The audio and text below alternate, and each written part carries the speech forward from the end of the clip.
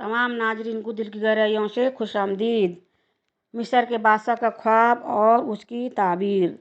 हज़रत यूसुफ अलैहिस्सलाम का कैदी साथी रहा होने पर बादशाह के सामने आपका तज़किरा करना भूल गया। फिर जब बादशाह को ख्वाब आया और आम दरबारी उसकी ताबीर से आजिज़ आ गए तो उसे हज़रत यूसुफ अलैहिस्सलाम याद आए कि आप ख्वाबों की बेहतरीन ताबीर जानते हैं। लिहाजा बादशाह की इजाज़त से आपके पास ताबीर पूछने के लिए हाजिर हुआ। और बादशाह ने कहा, मैंने ख्वाब देखा है, देखता हूँ कि 7 मोटी गायें हैं जिनको 7 दुबली पतली गायें खा रही हैं और 7 खोसे सब्ज हैं और 7 खुश्क। ए सरदार, अगर तुम ख्वाबों की ताबीर बता सकते हो तो मुझे ख्वाब की ताबीर बताओ। उन्होंने कहा, ये तो परेशान से ख्वाब हैं और हमें ऐसे ख्वाबों की ताबीर नहीं आती। अब वो शख्स जो दोनों कैदियों में से रहाई पा गया था और जिसे मुद्दत के बाद वो बात याद आ गई, बोल उठा, मैं आपको इसकी ताबीर लाकर बतला देता हूँ। मुझे जेल खाने जाने की इजाज़त दीजिए। गर्ज वो यूसुफ के पास आया और कहने लगा, अरे यूसुफ, बड़े सच्चे यूसुफ, हमें इस ख्वाब की ताबीर बताइए कि 7 मोटी गायों को 7 दुबली गायें खा रही हैं और 7 खोसे सब्ज हैं और 7 सूखे, ताकि मैं लोगों के पास वापस जाकर ताबीर बताऊं ताकि वो जान लें। उन्होंने कहा, तुम लोग 7 साल मुतवातिर खेती करते रहोगे, सो जो गल्ला काटो तो थोड़े से गल्ले के सिवा जो खाने में आए उसे खोसों ही में रहने दो। फिर उसके बाद खुश्क साली के 7 सख्त साल आएंगे। जो गल्ला तुमने जमा करके रखा होगा वो उस सबको खा जाएंगे। सिर्फ थोड़ा ही सा गल्ला रह जाएगा जो तुम अख्तियार से रख छोड़ोगे।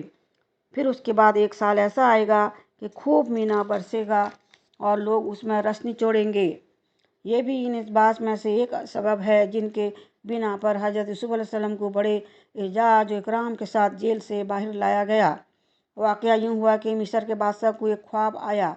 अहले किताब कहते हैं कि उसने ख्वाब में देखा गोया एक दरिया के किनारे पर है। दरिया से 7 मोटी ताजी गायें निकलीं और वहाँ पर चरने लगीं। फिर उसी दरिया में 7 दुबली गायें निकली और उनके साथ चरने लगीं। फिर वो दुबली गायें उन मोटी गायों को खा गईं। बादशाह घबरा कर बेदार हो गया। जब दोबारा सोया तो उसने देखा गंदम के एक पौधे में 7 सरसब्ज बालियां हैं। अचानक 7 पतली पतली खुश्क बालियों ने उन्हें खा लिया। वो फिर घबरा कर बेदार हो गया।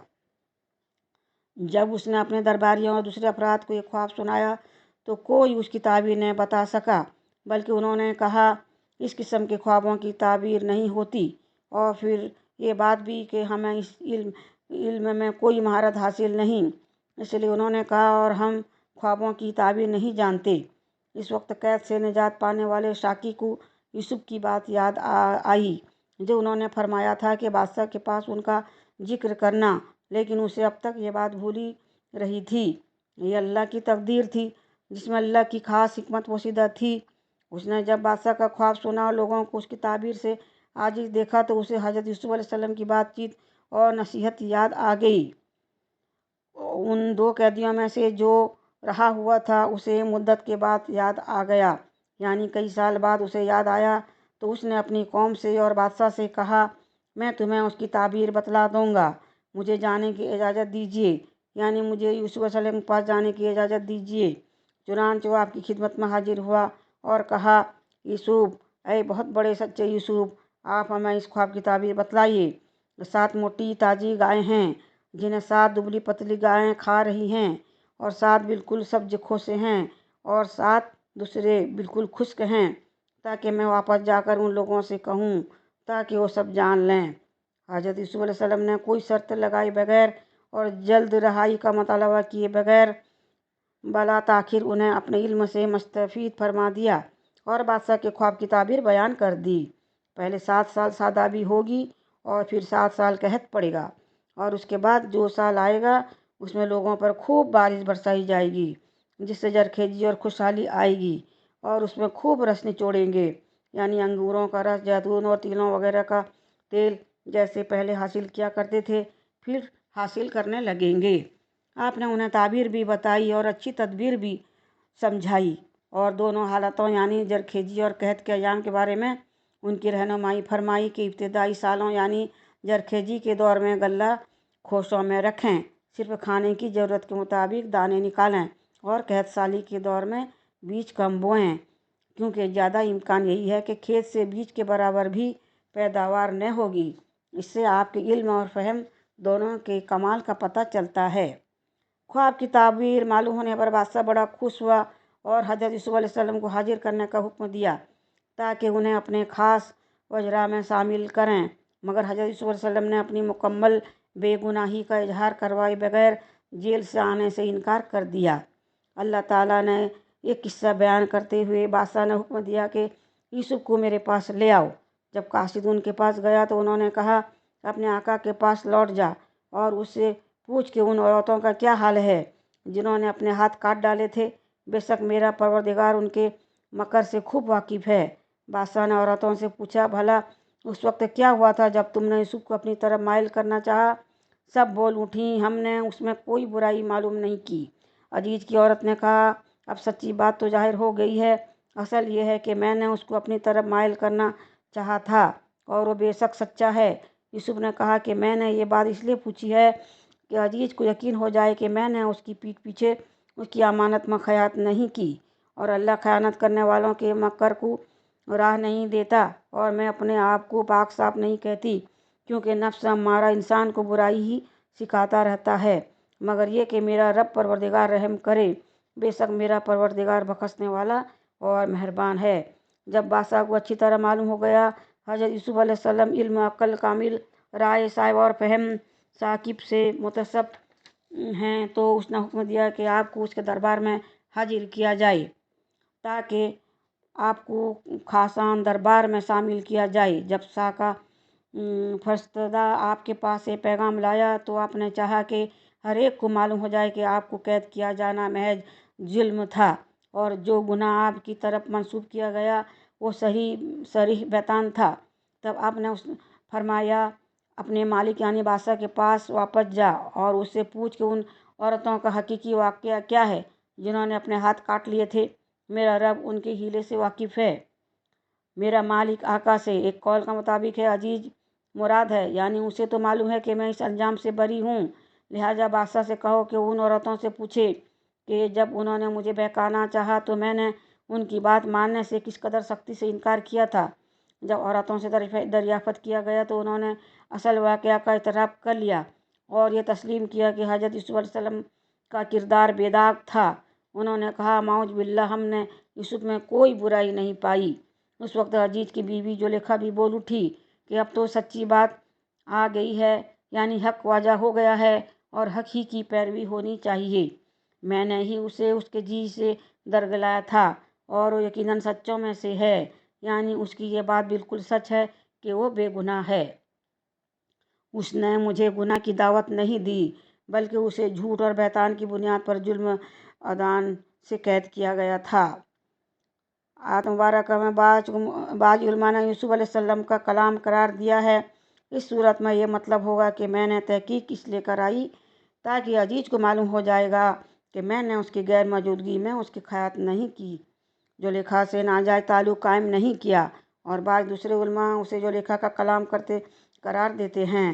مطلب یہ ہے کہ میں نے اعتراف کر لیا ہے تاکہ میرے خاوند کو علم ہو جائے کہ میں نے اپنے خاوند کی عملاً خیانت نہیں کی، صرف مائل کرنے کی کوشش ہوئی تھی، بدکاری کا عمل سرزد نہیں ہوا، اور میں اپنے نفس کی پاکیزگی بیان نہیں کرتی، بے شک نفس تو برائی پر ابھارنے والا ہی ہے، مگر یہ کہ میرا پروردگار ہی اپنا رحم کرے، یقیناً میرا پالنے والا بڑی بخشش کرنے والا اور بہت مہربانی فرمانے والا ہے۔ بادشاہ نے حکم دیا کہ اسے میرے پاس لاؤ، میں اسے اپنا مصاحب خاص بناؤں گا۔ پھر جب ان سے گفتگو کی تو کہا کہ آج سے تم ہمارے ہاں صاحب منزلت اور صاحب اعتبار ہو۔ یوسف علیہ السلام نے کہا، مجھے اس ملک کے خزانوں پر مقرر کر دیجیے، کیونکہ میں حفاظت بھی کر سکتا ہوں اور اس کام سے واقف بھی ہوں۔ اس طرح ہم نے یوسف علیہ السلام کو ملک مصر میں جگہ دی اور وہ اس ملک میں جہاں چاہتے تھے رہتے تھے۔ ہم اپنی رحمت جس پر چاہتے ہیں نازل کرتے ہیں اور نیکوکاروں کے اجر کو ضائع نہیں کرتے، اور جو لوگ ایمان لائے اور ڈرتے رہے ان کے لیے آخرت کا اجر بہت بہتر ہے۔ जब बादशाह के सामने हज़रत यूसुफ अलैहिस्सलाम के बेगुनाही साबित हो गई और उसे इल्म हो गया कि आप पर लगाया जाने वाला इल्ज़ाम सरासर बेबुनियाद था, तो उसने कहा, उसे मेरे पास ले आओ, मैं उसे अपने ख़ास कामों के लिए मुकर्रर कर लूँ। फिर जब उससे बातचीत की और आपकी बातचीत सुनकर आपकी सलाहियतें खूब मालूम हो गईं, तो कहने लगा, आप हमारे यहाँ आज से जी इज्जत और अमानतदार हैं। यूसुफ अलैहिस्सलाम ने कहा, आप मुझे मुल्क के खजानों में मुकर्रर कर दीजिए, मैं हिफाजत करने वाला और बाखबर हूँ।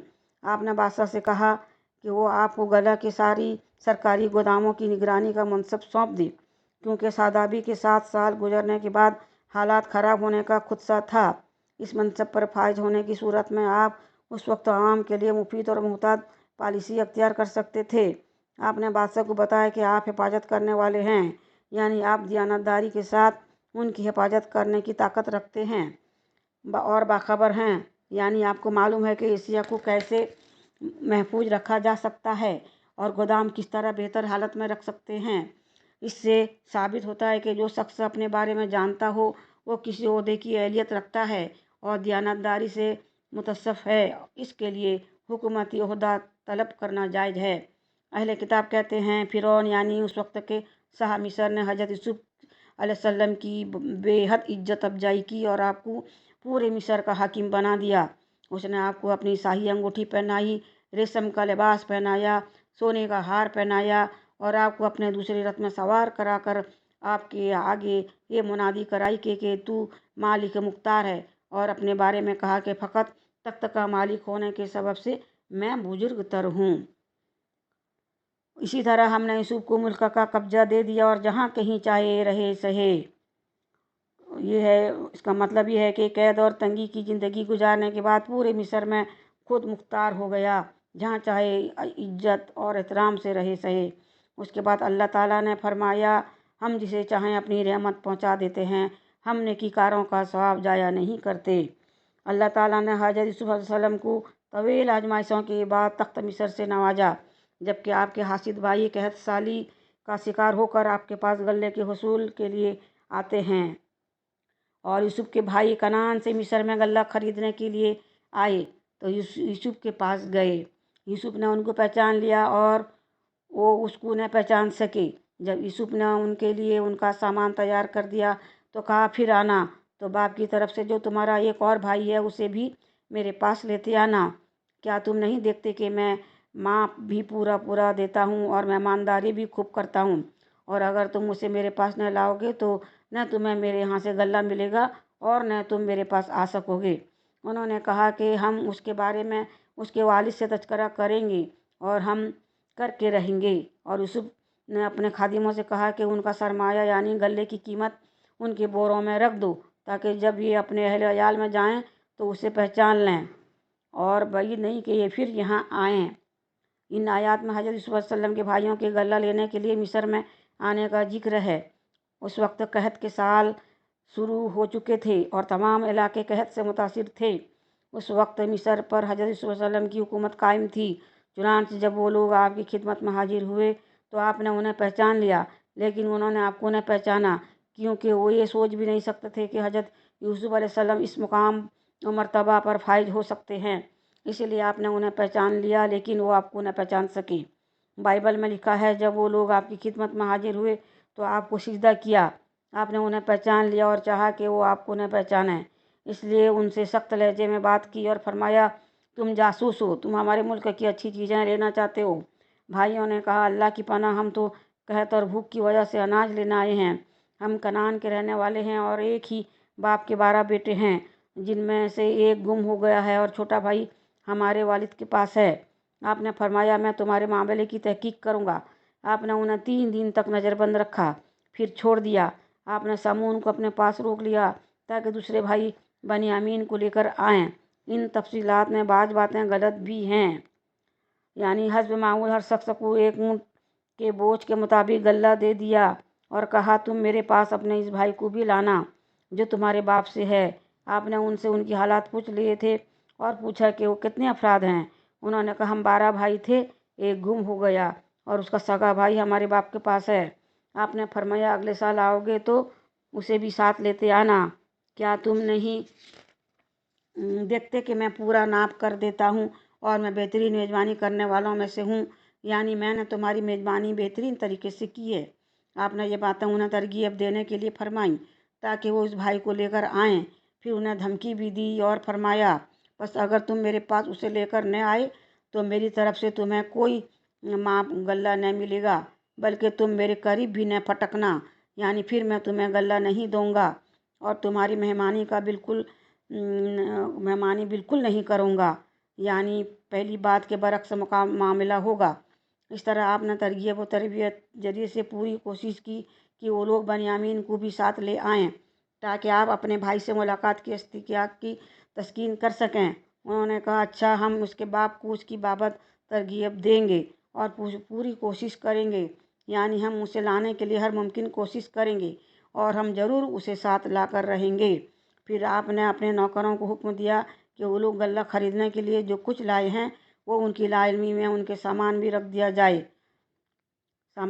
दिया जाए ताकि जब लौट कर अपने अहले अयाल में जाएं और पूंजियों को पहचान लें तो बहुत मुमकिन है कि वो ये फिर लौट कर आएँ। उसकी एक वजह ये बयान की गई है कि जब वो वतन पहुँच कर गले में पूंजी पाएंगे तो वापस करने ज़रूर आएंगे, या ये वजह है कि आपको ख़तरा था कि शायद उनके पास मजीद रकम न हो जिसे लेकर वो दोबारा गल्ला लेने के लिए आ सकें, या ये वजह है कि आपको गल्ला के बोझ उनसे रकम लेना अच्छा मालूम न हो। भाइयों ने हज़रत वादा बनियामीन को साथ ले जाने की दरख्वास्त की तो हज़रत याकूब अलैहिस्सलाम ने सख्ती से रद्द कर दी। फिर बेटों की मन्नत समाजत और पुख्ता वादों के बाद साथ भेज दिया। इस तरह बनियामीन अपने सागे भाई हज़रत यूसुफ अलैहिस्सलाम के पास पहुंच जाते हैं। जब वो अपने बाप के पास वापस गए तो कहने लगे कि अब्बा जान, जब तक हम बनियामीन को साथ न ले जाएं हमारे लिए गले की बंदिश कर दी गई है, सो आप हमारे साथ हमारे भाई को भेज दीजिए ताकि हम फिर गल्ला लाएं और हम उसके निगहबान हैं। याकूब ने कहा, मैंने उसके बारे में तुम्हारा एतबार नहीं करता, मगर वैसा ही जैसा उसके भाई के बारे में किया था, लिहाजा अल्लाह ही बेहतर निगहबान है और वह सबसे ज़्यादा रहम करने वाला है। और जब उन्होंने अपना सामान खोला तो देखा कि उनका सरमाया उनको वापस कर दिया गया है। कहने लगे कि अब्बा जान, हमें और क्या चाहिए, देखिए ये हमारी पूंजी भी हमें वापस कर दी गई है। अब हम अपने अहल अयाल के लिए फिर गल्ला लाएंगे और अपने भाई की निगहबानी करेंगे और एक बार 70 ज़्यादा लाएंगे। जो हम लाए हैं थोड़ा है। याकूब ने कहा कि जब तक तुम अल्लाह का अहद न दो उसको मेरे पास सही सलामत ले आओगे, मैं इसे हरगिज़ तुम्हारे साथ नहीं भेजूँगा, मगर ये कि तुम घेर लिए जाओ यानी बेबस हो जाओ तो मजबूरी है। जब उन्होंने उनसे अहद कर लिया तो याकूब ने कहा कि जो कौल करार हम कर रहे हैं उसका अल्लाह जामीन है, और हदायत की कि अय बेटा, एक ही दरवाजे से दाखिल न होना और मैं अल्लाह की तकदीर तो तुमसे रोक नहीं सकता। बेशक हुक्म उसी का है, मैं उसी पर भरोसा रखता हूँ और अहले तवक्कल को उसी पर भरोसा रखना चाहिए। और जब वो उन मकामात से दाखिल हुए जहाँ जहाँ से दाखिल होने के लिए बाप ने उनसे कहा था तो वो तदबीर अल्लाह के हुक्म को ज़रा भी टाल नहीं सकती थी। हाँ, वो याकूब के दिल की ख्वाहिश थी जो उन्होंने पूरी की थी, और बेशक वो साहिब इल्म थे क्योंकि हमने उनको इल्म सिखाया था, लेकिन अक्सर लोग नहीं जानते। इन आयत में अल्लाह ताला ने बयान फरमाया है कि जब वो लोग अपने वालिद के पास वापस पहुँचे तब क्या वाक़यात पेश आए। उन्होंने कहा, हमसे गले का माप रोक लिया गया, यानी अगर आपने हमारे भाई को हमारे साथ न भेजा तो इस साल के बाद गला नहीं मिलेगा, लेकिन अगर आप उसे हमारे साथ भेज देंगे तो हमें गला मिलेगा। जब उन्होंने अपना सामान खोला तो उन्होंने अपना सरमाया मौजूद पाया जो उनकी जानिब लौटा दिया गया था। कहने लगे, अब्बा जान, हमें और क्या चाहिए, अब तो हमें अपना सरमाया भी वापस मिल चुका है। हम अपने ख़ानदान को रसीद ला देंगे और अपने भाई की निगरानी रखेंगे और इसकी वजह से एक ऊँट का बार ज़्यादा लाएंगे। ये बार तो बहुत आसान है। हज़रत याकूब अलैहिस्सलाम अपने बेटे बनियामीन को अपने पास रखने की शदीद ख्वाहिश रखते थे क्योंकि उसमें उन्हें यूसुफ की खुशबू महसूस होती थी।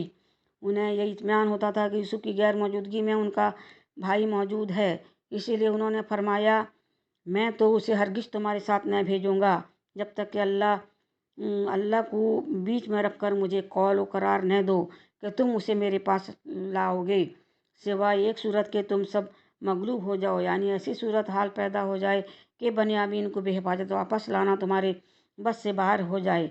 तब तुम बेकसूर रहोगे। जब उन्होंने पक्का कौल करार दे दिया तो उन्होंने कहा, हम जो कुछ कहते हैं अल्लाह इस पर निगहबान है। हज़रत याकूब अलैहिस्सलाम ने बहुत पुख्ता अहद भी मान लिए और अपने बेटे के बारे में ज़्यादा से ज़्यादा एहतियात का मुजाहरा फरमाया, लेकिन तकदीर के आगे तदबीर नहीं चलती।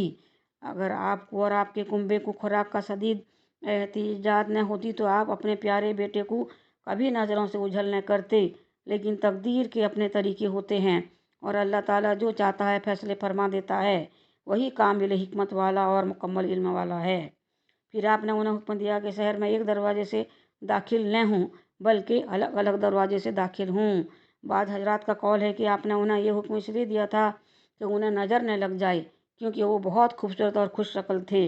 बाद हजरात फरमाते हैं कि मकसद ये था कि अलग अलग दाखिल होने से शायद किसी को यूसुफ का सुराग मिल जाए। पहला कौल ज़्यादा सही मालूम होता है, इसलिए फरमाया, मैं अल्लाह की तरफ से आने वाली किसी चीज़ को तुमसे टाल नहीं सकता। जब वो उन्हीं रास्तों पर दरवाज़ों से गए जिनका हुक्म उनके वालिद ने उन्हें दिया था, कुछ न था कि अल्लाह ने जो बात मुकर्रर कर दी है वो उससे उन्हें ज़रा भी बचा लें। मगर याकूब के दिल में एक ख्याल पैदा हुआ जिसे उन्होंने पूरा करा लिया। बिलाशुबह वो हमारे सिखलाए हुए इल्म के आलिम थे, लेकिन अक्सर लोग नहीं जानते। बाइबल में है कि हज़रत याकूब अलैहिस्सलाम ने उनके हाथ अजीज मिस्र के लिए तोहफ़ा के तौर पर पिस्ता, बादाम, सनोबर के बीज, शहद और मुर वगैरह भेजा। भाइयों ने पहले दरहम भी ले लिए और कुछ एशिया भी गल्ला खरीदने के लिए साथ ले लीं।